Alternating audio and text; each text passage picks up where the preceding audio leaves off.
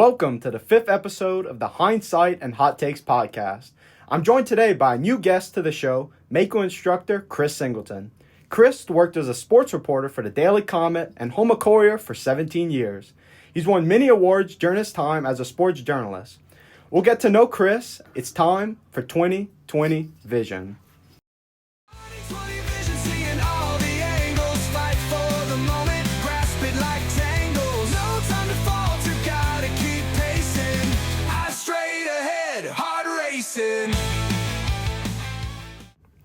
So, Chris, first off, tell us a little bit about yourself. Well, I don't know how much time you have, but... We got time. Got over 40 years of stuff to cram up the time. But first of all, thanks for welcoming me on your podcast. Of course. I know you probably have more interesting people who you could probably... As if. No, of course not. But, for me, and it's so extensive on... who I am as a person. A lot of people around here at Nichols probably don't even have a clue. They probably only maybe a little half or a small percentage. That's why we're getting you on this podcast today, to tell your story. Yeah. Well, I was born in January on a cold day. No, I'm not going to go there. In 1983, but I'm from Morgan City, and obviously I'm here from Louisiana. I always loved sports. I always loved playing sports. I have 3 brothers. And I come from a community in Morgan City where, we always grew up playing sports. We were outside all times of the day. Unlike kids today where they're inside or on their iPhones. We didn't have any of that, so we had to go outside and play in the gyms or the backyard, playing baseball with a little piece of wooden stick or maybe a tennis ball instead of an actual baseball. We all had a football and basketball, and, we were all just always around sports. And, we would watch the games on television, and then we would go outside and, act like we were Jerry Rice or Joe Montana or Randall Cunningham or Michael Jordan or Ken Griffey Jr., depending on what the sports season was. We would go out there and try our best to, mimic those guys. So I've always had a passion for sports, playing it growing up. And I always knew that there was no way that I had the talent to make it to professional ranks to play, NBA with Michael Jordan or the football with the Saints or LSU. So I knew I had to find another way to stay close to sports. Even though I had a lot of family members who played sports. That's another reason why I love sports, was because I had some family members who went on to play in the NFL. Jermaine Jones, who's from Oregon City. He went to Northwestern State and was drafted in the early 2000s by the New York Jets. And, he had spent some time in arena football and also in the NFL. Everybody knows Dalton Hilliard from Patterson, the Hilliard family. I'm a cousin of the Hilliards from Patterson. Dalton Hilliard played with the Saints and LSU in the 80s. He had, his nephew Ike and Kenny, who also played. Kenny played at LSU. Ike played at Florida. And I think both of them spent time in the NFL with respective teams. I know Ike had a long career with the Giants, New York Giants, and went to the Super Bowl with the Giants. And I think he won a Super Bowl with the Tampa Bay Bucks one of those years. So I always had family that had played in the NFL and stuff. So I always was close to sports. And I knew as I got of age, I wasn't going to become a professional like those guys did. So I wanted to find a way to stay close to sports, and I didn't want to coach. At first I may have wanted to coach, but I figured that, the pay was low for that, and I didn't want to deal with, that much going into college. So I thought the next best thing was the media industry for me, because I always did have an interest for media. I grew up reading The Advocate in Baton Rouge or USA Today, and, watching the sports reporters on television and different programs. I always had a love for reporting stuff, taking notes and capturing things and putting it in a way. Also, just storytelling. People who do great things in the community, I had a way to showcase what they do, And this was before social media was, predominant like it is today. So everything was usually either a newsletter or a newspaper or whatever. We didn't have, podcast or YouTube back then. So, but I love writing things about people, and I was in a church newsletter. That's where I started in middle school, and then I just Morgan City Daily Review. I used to shadow those guys when they were a really good daily paper in high school, and then in college, I joined the Nichols World. So, and that opened a whole nother door for me as far as covering Nichols sports, covering high school sports, and then eventually professional at times too. So I always loved sports, and I was able to make a career out of it, just because I knew I couldn't play anymore. Because not all of us are going to make it as professionals, but we have to, for people who love sports, we have to find a way to stay close to it. And being in the sports media gave me a chance to stick around coaches and players. And it was demanding, but, I was able to do it for at least 17 years as a professional sports reporter, and met some great people, coaches, players, teams, and moments.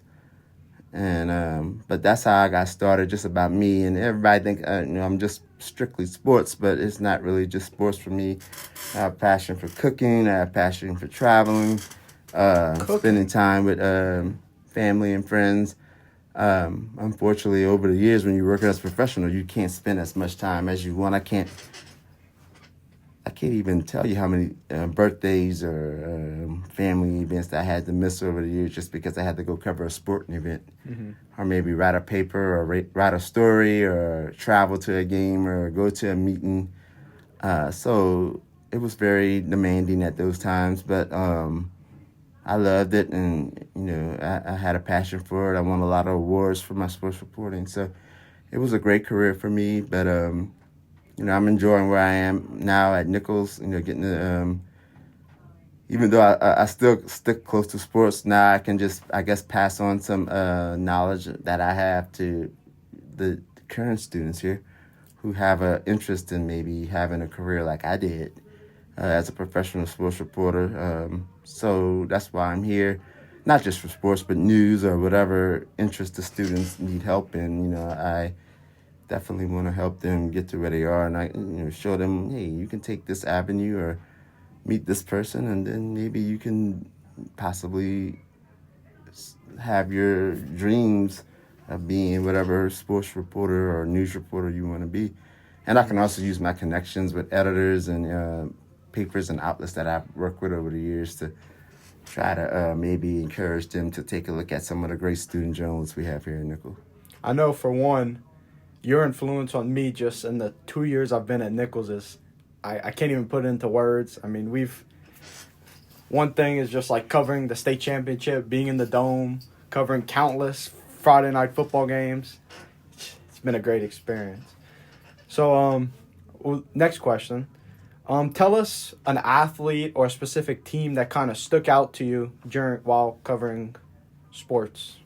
Before I get to that question, I did want to expand on what you just said about, how I've helped you. I mean, take the credit for yourself. But it takes a lot of passion to do what you do, and, a drive, and, for you to volunteer your time to do all the great stuff you do for high school and even Nichols or maybe some professional teams. It says a lot, and you need that experience. I didn't have that opportunity when I was a student here to go cover high school events like that, or maybe a state championship, maybe later in my college career, but not as early. Mm-hmm. And that kind of helped me, get an exposure of what it would be like to cover NFL, NBA, or whatever professional games. So, I thank you guys for all the help with that. And that's why we do what we do, to get you guys exposure and getting you familiar with that. And I really think, the exposure is there. Being able to see the brightest of lights of the Superdome, being able to cover state championships. I mean, it's been great. Yeah. And so, you mentioned some athletes, and that's one of the best things that we get to do. We get to spend a lot of time with great athletes locally, from our area, home of Thibodeau, Morgan City, or maybe from across the state. I've had an opportunity to meet a lot of great athletes, but the most memorable ones are the ones that I got to see grow up from middle school into high school, and then to college, and then the NFL. There's probably 3 good players that I can name off the top of my head, and you look at football-wise. Obviously, it starts with Amik Robertson, the football player right here from Thibodeau, who's overcome so much adversity in his life, and he's not ashamed of his his past and the setbacks that he's taken to get to where he is now with the Detroit Lions as a cornerback in the NFL. A really good team, probably going to Super Bowl, but a lot of people know Amik's story, and I was able to follow him since he maybe was a freshman at Thibodeau High. A lot of people don't know that he became a first-time dad as a freshman, a young dad, and he's had injury setbacks and so on, family setbacks in his life, and all the adversity, all the question marks that he had. He still had a chance to go play at LSU. But they dropped the ball on him because everybody was concerned about his height. Yep. But nobody really looked into his heart, and how the heart was always there. Yeah, for how sure. intense he was, and his knowledge of the game, how smart he was. Everybody was like, "Oh, he's just 5'8", 5'9", 5'10", yeah. and he's not going to match up against the bigger receivers in college or NFL." And he had that dog mentality From the beginning. He had that. And you get attracted to those kind of players and their stories and their adversity that they've overcome.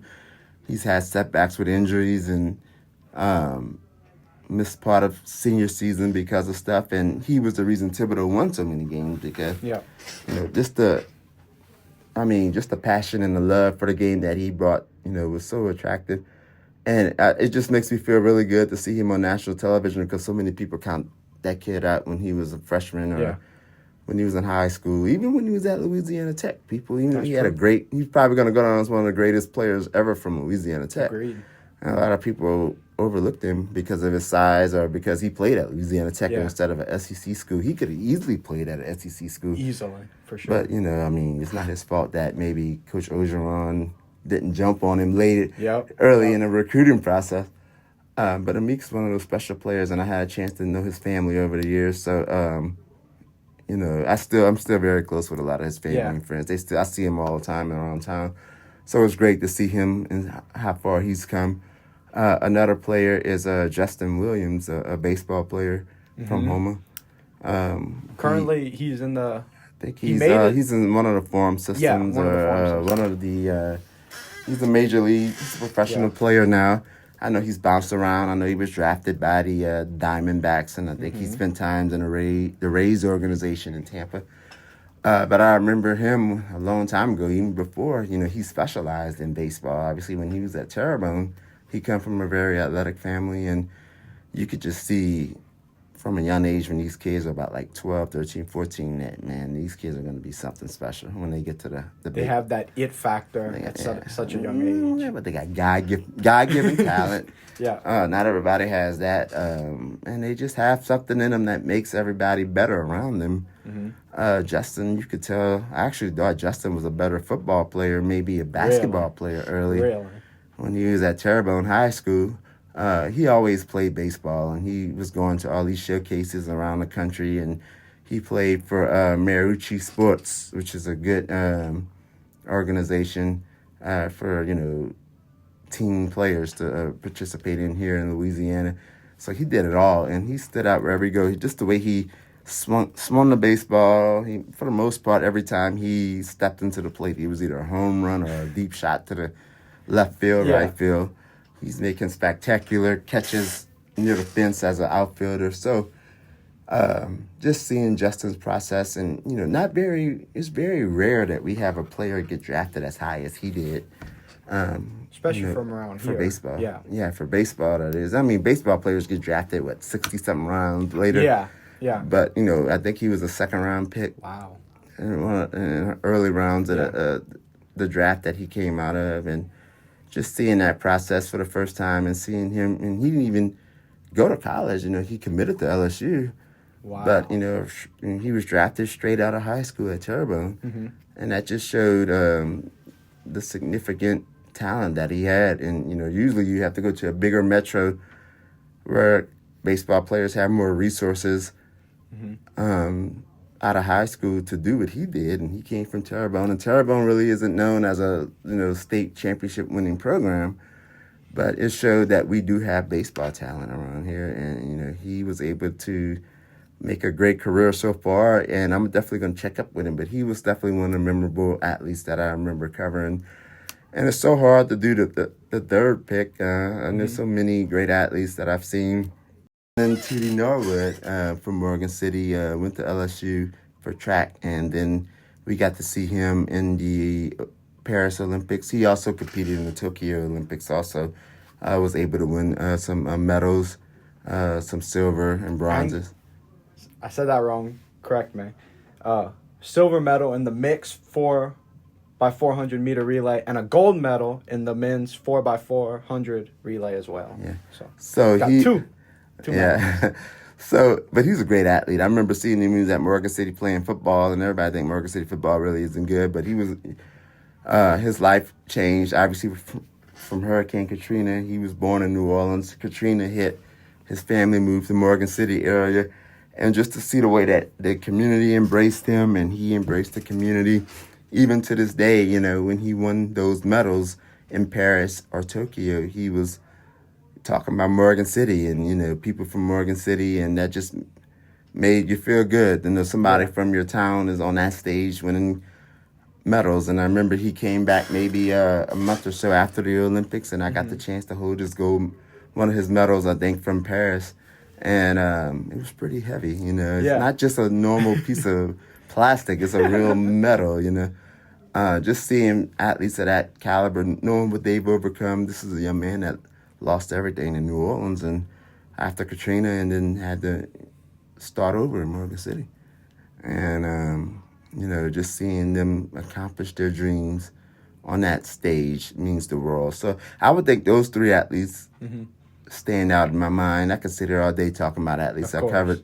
But Amik Robertson and what he's been able to do now with the Lions and overcoming what he's overcome. Justin Williams, the baseball player from Terrebonne, just doing what he does, which is very rare from our area, making it a second round, third round pick, in the local Major League Baseball draft. And then Vernon Norwood, winning an Olympian. Not that many Olympians come from high schools in Houma, Thibodeau, Morgan City area. Yeah. So those three athletes definitely stand out in my opinion. Okay. Next question. Tell us about some of the places you've been able to travel, if that's professional, wherever, that you've been able to attend while covering sports.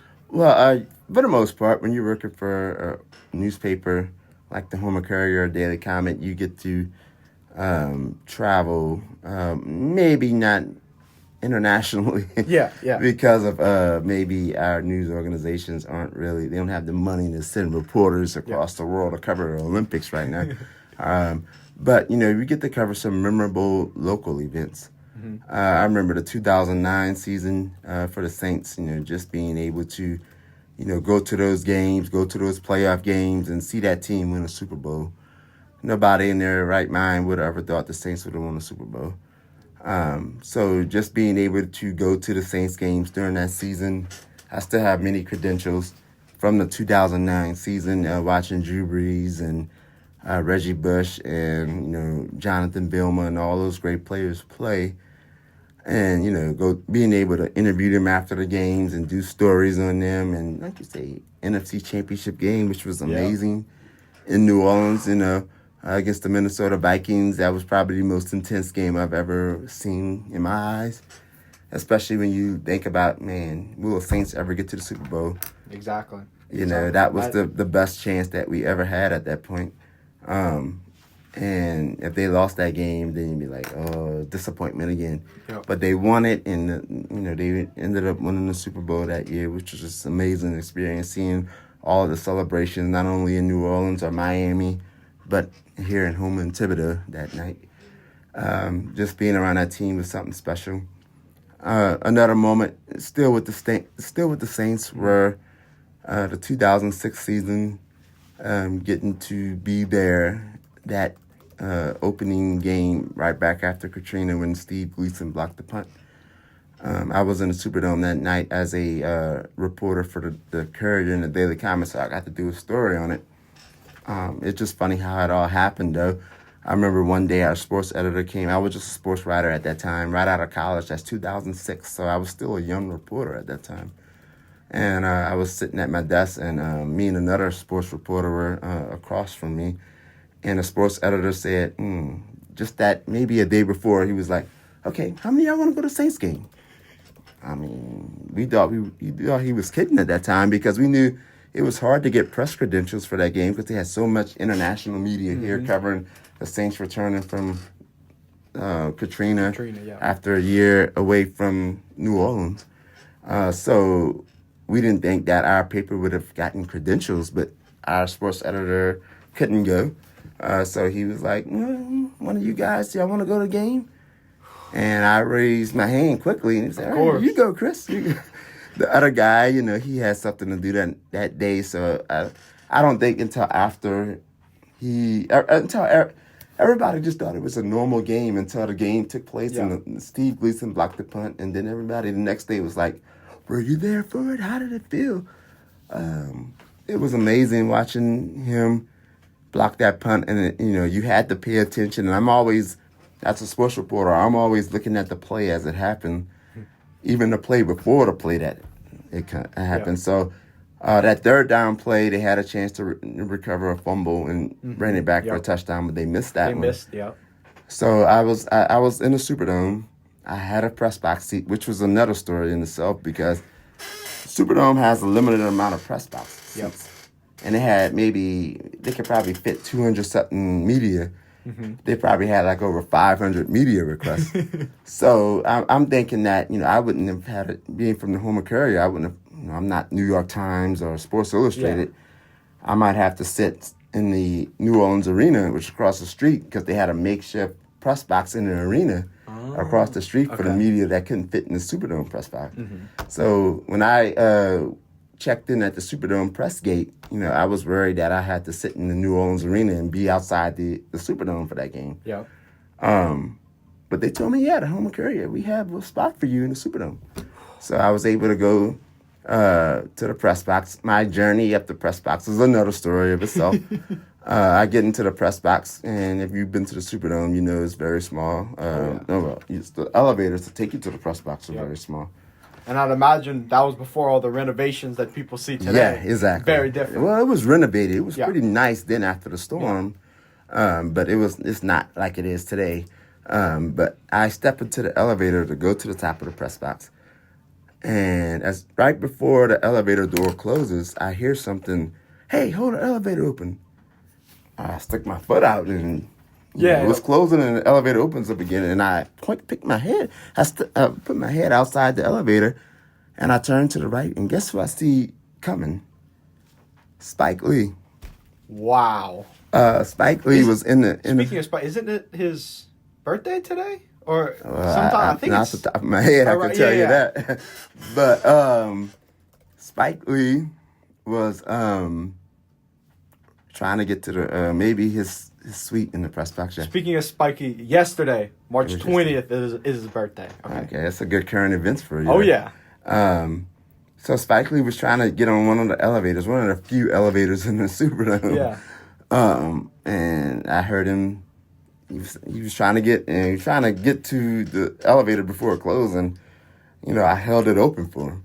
And Spike Lee comes in, and he's standing shoulder to shoulder with me and another media guy.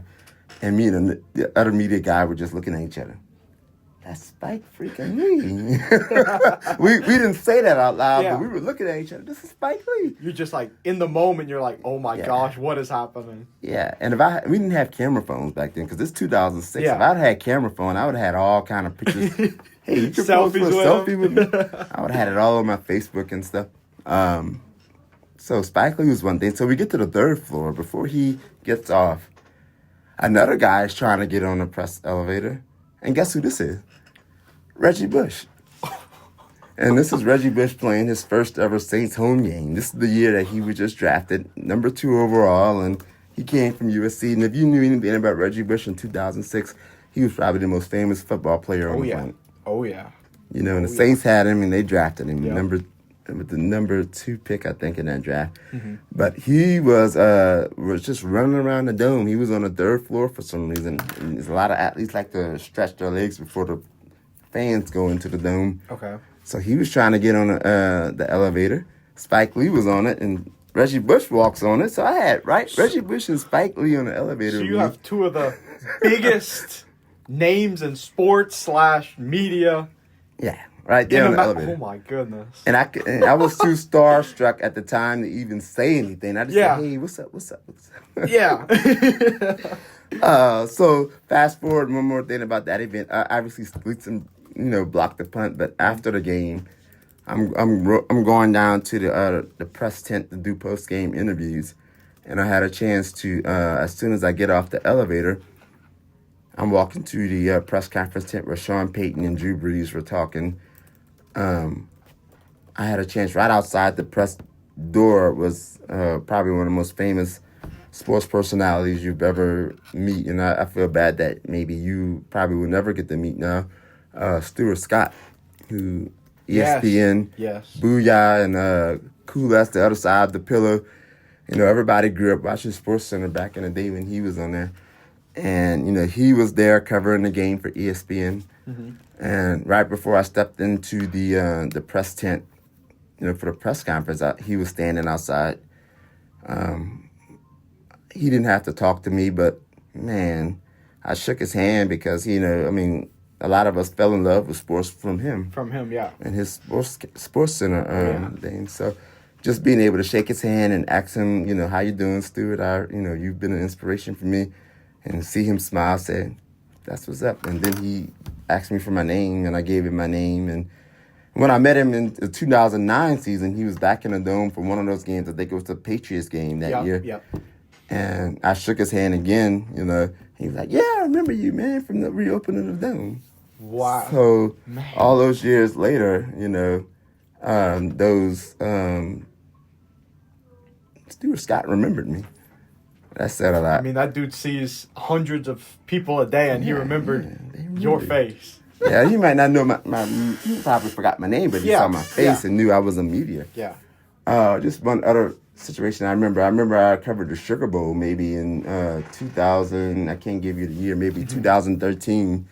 And I had a chance to, we had a local athlete, Damian Jacobs, who played at H.L. Bourgeois.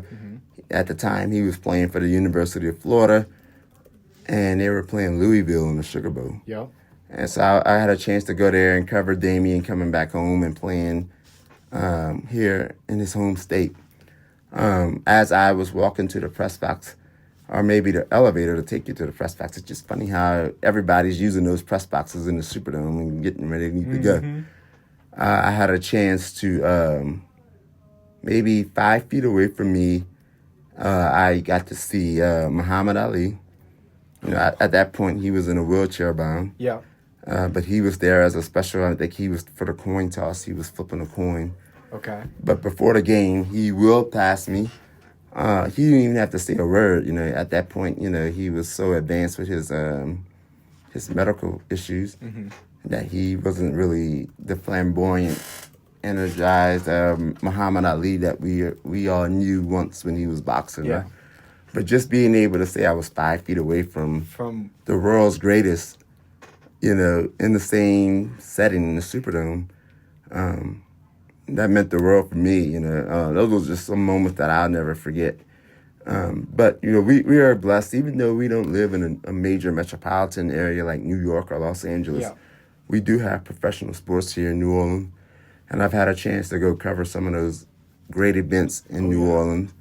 NCAA championships, Super Bowls, or NFC championship games, or Hornets/Pelicans games, or even let's just say A-teams playing in those games for football state championships. So I'm very blessed to have opportunity. But those are just some of the memorable moments that I've had from events that I've gotten to cover over the years. All right. So now that we got to know a little bit about Chris, it's now time to put his sports knowledge to the test. It's time for our new segment, Are You Smarter Than an Athlete? Weird words flying, what do they mean? 1,000 moves in a game run street. Yelling phrases absurd and wild. makes no sense, but we're beguiled. So now we're gonna do Are You Smarter Than an Athlete? We're gonna do a little bit of sports terminology. We'll start with a couple easy ones. First off, Chris, what's a Hail Mary? If you had in your own words. Well, Hail Mary is when you try to bake a cake and hope that it doesn't, collapse before you take it out. No, I'm just kidding. Hail Mary is when you throw a prayer up into the air in football and hope that somebody is at the end of it and make a great catch. And, you could just go from there. There's many versions of Hail Marys and that I've seen over the years. Probably the most famous one I've seen was the Bluegrass Miracle in Kentucky. Yep. LSU in Kentucky when Marcus Randall threw that deep Hail Mary pass that never even, that was probably the best pass he ever threw in his life. Didn't even make it into the end zone. Marcus threw it. Yep. Yeah, maybe from his own inside the 20-yard line, and he launched that day maybe 70 yards. And then a couple of players tipped it up, and then Devery Henderson right there from Opelousas caught that pass and ran it maybe 20 or so yards for the touchdown. So, that's basically what a Hail Mary is, and we've seen a couple of those things over the years. But that's probably the most memorable that I've seen involving a Louisiana sports team. Yeah. So, so I hope I answered that one correctly. Perfect. All right. Our next sports terminology term, icing the kicker. Icing the kicker is when you give the kicker a Gatorade bath or something. No, I'm just icing the kicker is when you call a timeout right before he kicks to maybe make them worried or, maybe get them off their game or focus from making a big kick in a game. So, so that's what icing the kicker is, I think. When doing research for this, I actually found that throughout all the sports, it really doesn't have an effect on the kicker. So you would think it works half the time, a couple times out of 10. It actually has no effect. Well, that's crazy because, kicking is hard, and, those are some pressure situations when you got to make the biggest pressure situations in the whole game. Yeah, so that's pretty crazy. But sometimes, some kickers they can't handle that pressure at that moment, and if you call a timeout, sometimes overthinking something would cause you to make a mistake. And I think that's the whole thing. You're forcing them to think more about the kick, not just, I'm going out there and kicking a field goal or whatever it is. This is for the game. This is for, a playoff game or a regular game, So I think that's why it, was coined icing the kicker. All right. Next term, a little bit harder, a nutmeg. I think nutmeg is a spice you put in cakes, is it? I mean, even if it's of some kind of sport, it got to be associated with hockey, maybe. Because I know nutmeg is something very popular in Canada, I guess, with maple leaf or maple syrup. But a nutmeg has to be something associated with hockey. But I don't know what because I'm not the world's biggest hockey fan. All right, so this term is used in either soccer or hockey when a player kicks the ball or uses this hockey stick between an opposing player's legs. So it happens a good bit in all games, just... Okay, well, yeah. Well, like you say, I rarely watch hockey unless it's maybe a Stanley Cup playoff game. Or maybe soccer. I probably watch it during the World Cup, but I'm not, those are two sports that I would say are way down my personal totem pole of favorite sports to watch. But it's interesting to know that nutmeg is something other than a spice that you put in sweet potato pies or something. Exactly. All right. So our next term, getting a little bit more challenging. This term actually has two meanings in two different sports. Ace. Yeah, ace. There's so many different aces. In baseball, ace is an ace pitcher. That's what I was going with. That's one of them. Or in volleyball, an ace is like a serve if you connect on a serve. Yes. That causes you to get a point. You get a service ace. Yep. I'm drawing a blank. I know there's another thing of ace. So you got ace pitcher, you got ace in volleyball. It has to do with serving. It's just with another sport. Yeah, probably with tennis. Exactly. Yeah, yes. You get the serve and you get an ace. For the most part, an ace pitcher is your top pitcher in your rotation, I think. Going off of that, growing up, Who was your favorite baseball team, and if you had a favorite pitcher growing up? Well, I'm not saying the New York Yankees. If you think you sitting Man, expecting that, you know, that's what I was gonna you say. with somebody who is playing the New York Yankees. But I never really had a team that I rooted for. Here and there, I had some team. I loved Ken Griffey Jr. growing up in the Seattle Mariners. That's probably all I knew about Seattle at that point, you know. Yeah. But I knew Ken Griffey had the sweetest swing in baseball. Oh yeah, on the left side. I also liked Cal Ripken in the Orioles. Yeah. At that time, especially when he set the career most consecutive games, Yep. like over 2,000 consecutive Yep. games. He was the Iron Man for baseball. I maybe occasionally watched the Cubs and the Braves just because They were on TV all those the time. games were on Yep. TBS or WGN at the time, and we didn't have that many before cable television. We didn't have that many stations like we do today. I never really cared for the Astros or the Rangers, but you know, I guess the reason why I didn't like the Yankees to say was just because they were the Yankees. You know, I hate the Cowboys because they were the Cowboys. the I hated all the teams that were always winning a lot. You know, I wanted to see some new teams winning, and if we didn't have any local teams of local interest, maybe you know, I didn't have a problem with the Bulls winning in the '90s, but you know, the Yankees for some reason I didn't like Derek Jeter for some reason. He just didn't make me. Yeah, I mean, I didn't like the reason why I could tell you the reason why I don't like the Yankees is just because, like I said, I was an Orioles fan at one point. I loved Cal Ripken. Okay. And they've had many memorable battles between the Orioles and the Yankees. And one of the most memorable, I think, is the interference call. Maybe in I can't remember the year. It had to be 96, 97. When it when was they were to in the right playoffs field, in NLDS, and the fan reached over. The fan reached over, and that I think. Derek Jeter got the home run. Yeah, I would have loved to see Cal Ripken win the World Series, but the Yankees got away with that, and I think at that point that kind of made me hate them a little bit. I don't hate them now as much as I used to when I was a kid, but and the Braves, I mean, I just the Braves were always in the World Series with only one, you know. Yeah. I wasn't really a big Braves fan, but you know, they had some aces on that team, and their teams in the late '90s. They had 4 aces on that team. And a lot of people were wearing their like Atlanta hats or Atlanta jerseys, so that was pretty popular back then too. So that's pretty much it for. I mean, nowadays baseball, I would watch it, but it's not as a fan. I would just watch it just because it's a sport that's on. So I necessarily don't have a favorite team. Maybe Louisiana did have a baseball team here. Yeah. Maybe I would be more attached to it, but it's not like football or NBA for me. But when I did root for baseball, those were the teams. I was a big Ken Griffey fan. I love Cal Ripken. I love Tony Gwynn in San Diego. You know, I like players more than the teams back then for baseball for some reason. I love Cecil Fielder. Oh yeah, played for the Yankees for a little bit. Yeah, Kirby Puckett with the Twins. Even though I hated, you know, maybe Minnesota, you know, all the Twins, I love those players. Yeah. It was more of an individual player. I love Wayne Gretzky for hockey. I love Mario Lemieux, you know, but I didn't really care for the team they played. I love Michael Jordan. I didn't like the Bulls, but I love Michael Jordan. Yeah. So, I guess as a kid, I was more of a fan of the player than the team. Yeah. Yeah, and during that time, the Saints were just really horrible, and LSU football was bad, and